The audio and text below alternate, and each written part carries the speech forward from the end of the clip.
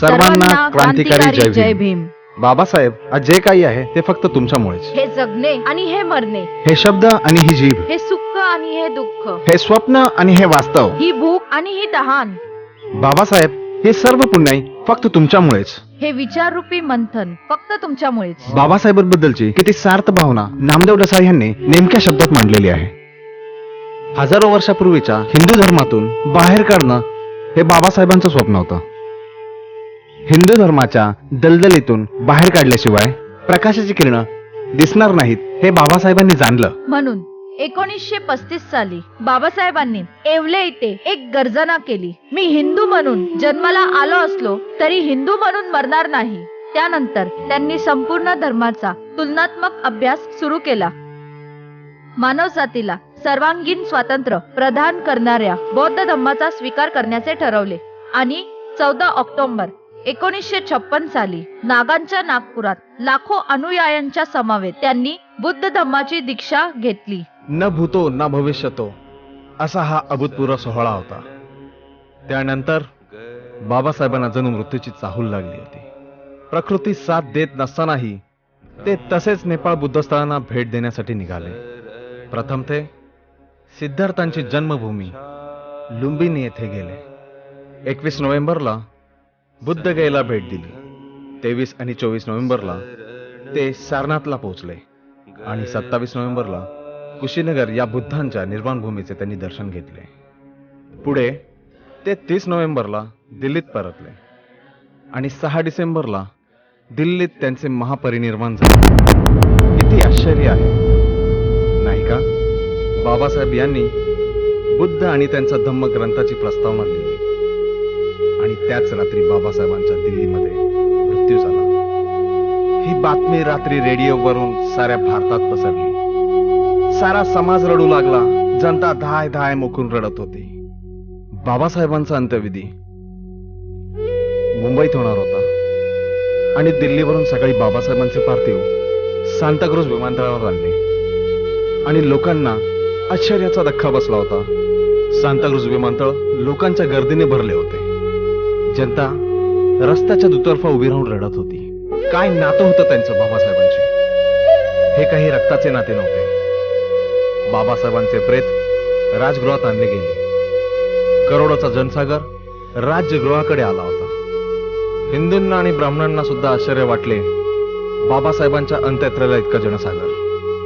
सारी जनता बाबासाहेबांचे शेवटचे दर्शन घ्यायला आली होती. जगाच्या इतिहासातील सर्वात मोठी अंत्ययात्रा. करोडोचा जनसागर डोळे पुसत निघालाय.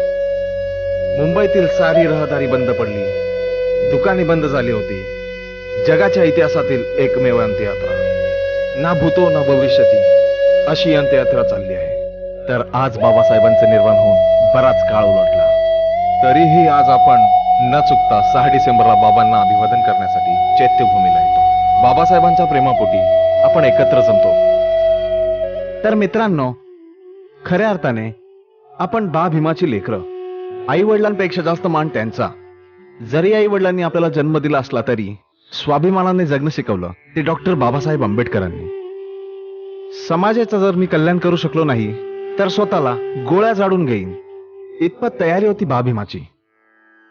किती अथांग श्रद्धा. मित्रांनो, आयुष्यात कोणतीही कृती करण्यापूर्वी आपण विचार करतो की ती कृती आपल्या आई वडिलांना आवडेल की नाही याचाच.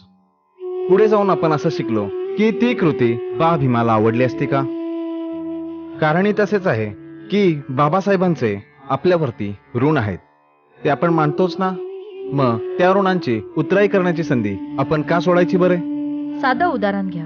आपण चैत्यभूमीवर 6 डिसेंबर रोजी आपल्या बाबांना अभिवादन करण्यास जमत असतो. या दिवशी या श्रद्धास्थानाकडे आपले पाऊल आपोआपच वळत असतात. जणू निळ सागराने चैत्यभूमी व्यापून जाते. प्रस्थापितांनाही मनात धडकी भरावी असे हे सुंदर दृश्य असते.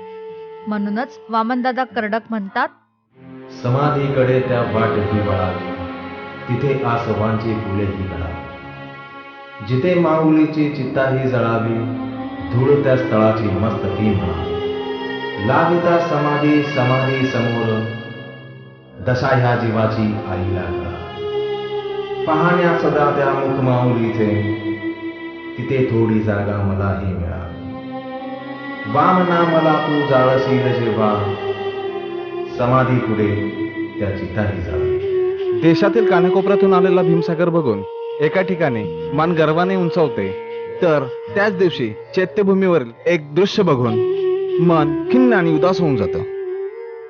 एका ठिकाणी पडलेला अन्नाचा प्रचंड सडा आणि निर्माण झालेला कचरा बघून डोक्यामध्ये विचारचक्रे सुरू होतात. याच्यावरती काय आपण उपाययोजना करू शकतो का? आणि यातून पुढे वाट काढता काढता विचारमग्न परिस्थितीमध्ये आम्ही सरकतो ते कॅसेटच्या दुकानांकडे. बाबासाहेब आंबेडकरांच्या कॅसेटच्या विक्रीचं चालू असलेलं बाजारीकरण बघून अक्षरशः चीड येऊ लागते. निराश मनाने बाहेर पडतो आणि पुस्तकांच्या रांगांमध्ये जातो, तेव्हा मनाला प्रचंड उभारी येते.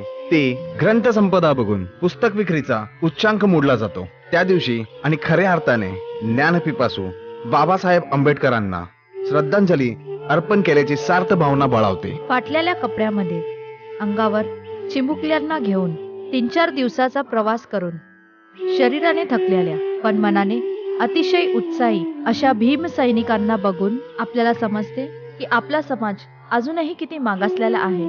अजूनही त्यांच्यापर्यंत विकासाची गंगा पोहोचलीच नाही. कित्येक जण असे असतात, त्यांना फक्त बाबासाहेबांचं नाव माहिती असतं. बाबासाहेबांनी काहीतरी केलं आहे म्हणून ते चैत्यभूमीपर्यंत येतात. ही आपली जबाबदारी नाही का की त्यांना बुद्ध आणि भीमाची माहिती करून द्यावी? नुसतं जेवण, खाणं पिणं पुरवणं हाच आपला उद्देश असावा का? त्या बदले जर आपण प्रयत्न केले, भीमाची छोटी पुस्तकं, बुद्धांची छोटी पुस्तकं, पत्रे जर आपण प्रकाशित केली, तर इथे येणारा प्रत्येक भीम सैनिकाची ज्ञान लालसा भागवू शकतो. बुद्ध स्वतः म्हणतात, सब्ब दानं धम्मदानं जिनाती, म्हणजे धम्मदान हे सर्वात श्रेष्ठ दान असते. तिथे अन्नाचा वाटेल तसा पुरवठा करणाऱ्या विविध मंडळांवर काही जबाबदारी आहे ना? एकाच ठिकाणी सर्व मंडळांनी आपले अन्न एकत्र करून त्याचे शिस्तबद्ध वाटप केल्यास अनेक समस्यांचे निराकरण होऊ शकते. प्रत्येक मंडळांनी अन्नधान्यासोबतच एकेका कचराकुंडीची सोय करावी असे सुचवावेसे वाटते. शेवटी ती आपल्यासाठी पवित्र भूमी, तिचे पावित्र्य राखणे, ती स्वच्छ ठेवणे आपल्याच हातात आहे ना? आणि ते आपले कर्तव्य देखील आहे. त्या दिवशी परदेशातून अनेक पाहुणे मंडळी चैत्यभूमीवर आलेले असतात. त्या स्फूर्तिस्थानाचं संपूर्ण चित्रीकरण करून ते आपल्या देशात घेऊन जातात. काय बरे आपल्याबद्दल ते विचार करत असतील? बाबासाहेबांच्या समाजाचे चित्रीकरण इतर समाजाच्या लोकांकडे कसे असावे असे तुम्हाला वाटते? भारतातील आणि भारताबाहेरील भीमसैनिक हा चांगला असावा हे प्रत्येकाला मनोमनी वाटत असते. तर या प्रत्यक्ष कृतीत काहीतरी करून दाखवू. हेच ते शिवाजी पार्कचं मैदान जिथे आपण 6 डिसेंबर रोजी एकत्र येतो. हेच ते मैदान जिथे आपण सगळे नियम धाब्यावरती बसवतो.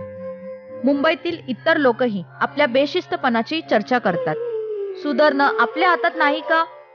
तर चला प्रत्यक्ष कृती करू. आपल्या अंगी थोडी शिस्त बाळगू. बाबासाहेबांचं नाव आपल्या वागण्यामुळे आणि शिस्तीमुळे उंच करू आणि आपल्या महामानवाला एका वेगळ्या प्रकारे अभिवादन करूया. चला मग येताना बाबासाहेबांना अभिवादन करायला. जय भीम.